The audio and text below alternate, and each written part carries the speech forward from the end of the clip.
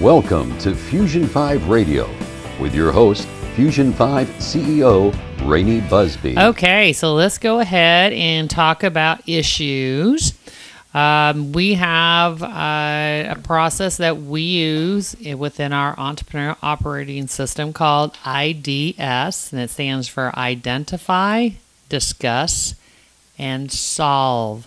So this is how we work issues. So I'm going to walk you through kind of the challenges companies are facing, and then some of the steps that we go through and the criteria. Like I said, in our show, even though this is aimed towards business, it can be faith-based organizations, it can be community groups that you're involved in, it can be used in your family. So everybody has issues. Like I said, usually it's a communication challenge. So the first thing when we talk about our challenges with issues, what do we see happening? A lot of times what we find is that we really haven't documented or tracked those issues. So just get them out of your head. We call that head trash. Got a lot of things running around in there. Get it out. Get it on a piece of paper so we can see what they really are. And many times we don't really understand if they're issues or are they symptoms of other issues. That's very important to be able to drill down and really get to the root of the problem. Typically what we see, especially in leadership teams, is they get in a meeting and they discuss. They always discuss the issue, but we never get around to actually solving it. And our objective is to solve it once and for all and get rid of it. We also have a tendency to not hold people accountable for solving it. So we may find that we have a people issue and someone needs to either move to a new job or be terminated.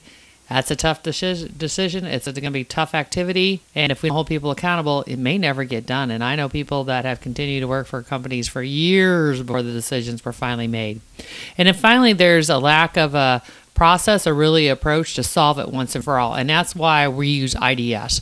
It's a very structured, systematic approach to get the issues on the piece of paper and move forward. So, we create our issues list, but it's an evolving list. So we always are adding more and more issues to the list, and we're always working those top priority issues. So what we do is we start with prioritizing kind of the top three, and then we start with number 1, number 2, number 3. As soon as we got all three resolved, we pick our top 3, and that way the most important ones are always bubbling to the top, right? And so that's a great approach to use. And that way, if we have new issues come in and they're hot, they end up right up there at the top. So that's a good structure. The main part of IDS is identify. So this is where we want to make sure we're very clear in what the problem is. So we really need to dig down to the root and understand, is this really an issue or is it a symptom, right? I talked about symptoms. So here's a way to help you understand that. Typically, many times our real issues are people. So they're people related about 80% of the time. So here's an example. Let's say our clients keep getting their products late. Oh, well, there must be something wrong with the shipping machine, or something wrong with maybe the truck that comes and picks them up, or maybe we don't have processes down in the warehouse. But when you start drilling down, what you find out is it might be Bob over here is just not doing a very good job, right? So Bob is really the whole root of the problem. If we get somebody in there that has the capacity to do that job, then all of a sudden these issues go away. We've gotten to the root of the problem. So that's a perfect example. And then once we get there, we want to make sure we restate what the issue really is. So clarity of communication, as we talked about before. The second step is to discuss it. Now, it's still important to discuss it, but we need to make sure that we create an open and honest environment. If people feel that they can't share their thoughts, ideas, concerns, be truthful, and come up and offer solutions, then they're not going to come forward and they're not going to participate. And it's very critical that everyone involved gets a chance to be heard.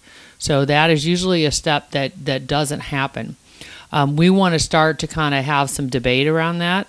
The reasoning for why people feel a certain way, the reasoning for their position. And then finally, we want to just kind of say your position once and for all, do a round table. Where do you stand after hearing the discussions, and then say it and move on. So we don't want people politicking. We were talking about politics. We don't want to politic, and we don't want them out on a tangent. Some people are really good about getting on a tangent, or we can also say getting on their soapbox. They get going on and on. And there's no time for that, because that's not going to get us to where we need to be. And then finally, after we've heard from everybody, then we want to kind of get to the point where what's our solution? We want our solution to be simple, knowing that it may be kind of difficult to deliver, but it's going to be important. As I said, for example, if we need to terminate someone, that's going to be a pretty difficult solution. It's simple, but it's going to be hard to do. And then the last step has to do with solving it, right? So here we've made a decision. Everybody's agreed on it. Now, sometimes even decision making is very difficult. I have been in very, very large companies, and the leaders cannot make a decision. I mean, it is just so frustrating. I'm like, but isn't that kind of like your main job, to make decisions and move the company forward? And it's crazy. But it is especially hard for some companies. And then we need to kind of finalize that solution, right? So everybody agrees on what we're going to do. Now, if there's any, maybe you got somebody that's like, I still agree with my position. I don't agree with the decision that was made. We understand that. We've heard them. But we have a role, what we call the integrator, and that's usually the person that's responsible for all the operations of the company. They are the tiebreaker. So this isn't democratic. We don't ask for a vote. You state your position, and then you back up, and the integrator responds with any ties, so if we don't have everybody in consensus. One of the things about trying to do this voting and who thinks the best issue, what have you, we know that for a fact this is the quickest way to put yourself out of business. You cannot go by consensus. You have to hear the facts, and there has to be somebody that's in charge to make the final decision. And then we get everybody on track, and we move forward. Finally, once we get to those decisions, the most important piece is make sure we capture the action items, right? Who's going to be involved in the solution? What are they going to do? When is it going to be completed by? So we create a little things to-do list. It's kind of like our living, breathing to-do list. There we have a short-term and long-term. So the short-term really will get done within 7 days. And then the long-term, that could be 2 or 3 weeks. So that's kind of it really for... I know it sounds simple, but it's very, very effective, and we like simple. And next week, we're going to talk a little bit about the importance of gathering feedback from your employees, customers. Gathering feedback. Now, that could be really a very interesting challenge all by itself. Well, it's a challenge, not so much, but more you just got to want to do it. And most companies say, I don't want to hear what they have to say. I've been with companies before, and they do these employee engagement surveys. They don't like the results, so they don't do anything. Well, that's really good because your engagement now just went lower. Oh, yeah. That happens all the time. Without a doubt. Unless, we're willing to listen, and it hurts sometimes to listen, doesn't it? It hurts because, I've done major 360 evaluations with people, and a lot of times they aren't aware of how they come across or that they're considered abrasive until I bring it to their attention, and then they're just flabbergasted, like, oh my God, I can't believe that people think of me that way. That's not what my intent was. And they're really honest and true. They had no idea because no one ever told them. Yeah, I know. Well, nobody really probably had enough nerve. Yeah, they're afraid of them. It's really tough dealing with an open discussion. So this is a challenge to do what you're talking about in the first place, isn't it? It is, and that's why I really drive for the importance of having a trust-based leadership team. That's the foundation is transparency and honesty.